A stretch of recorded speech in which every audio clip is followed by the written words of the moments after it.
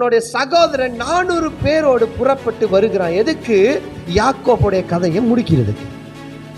யாக்கோப்பை அழிக்கும்படியாக யாக்கோப்பை தேடி அவனுடைய அண்ணங்காரன் வந்துட்டு இருக்கிறான்.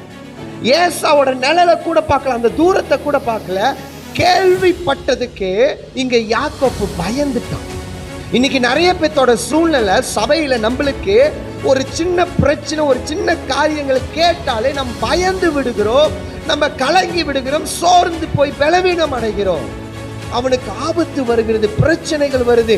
ஈசா அவனுடைய அண்ணக்காரன் வருகிறான், அவனை நோக்கி கர்த்தரிடத்தில் ஜெபிக்கிறான். ஐயா, அவன் வச்சிருந்த சொத்தை அவனை காப்பாத்தல, அவன் வச்சிருந்த ஆடு மாடு அவனை காப்பாத்தல, வேலைக்காரன் காப்பாத்தல, இதுவும் அவனுக்கு உதவியும் இல்லை. அவன் ஆபத்திலிருந்து காப்பாத்த நான் இருக்கேன்னு சொல்றதுக்கும் ஒரு நாதி இல்லை. ஆனா அவன் என்ன தெரியுங்களா பண்ணுகிறான்? ஆபத்து வருகிறது அறிஞ்சு பயந்து போயிருந்தாலும் அவன் ஜெபிக்க ஆரம்பிக்கிறான். ஐயா, அவன் பயந்த சூழ்நிலை இருக்கிறான். ஏசா வந்துட்டு இருக்கான், வந்தானா நிச்சயமா கொண்டு போட்டுருவான். ஆனால் அவன் செய்தது என்ன தெரியுங்களா? ஆண்டவரை நோக்கி ஜெபிக்கிறான்.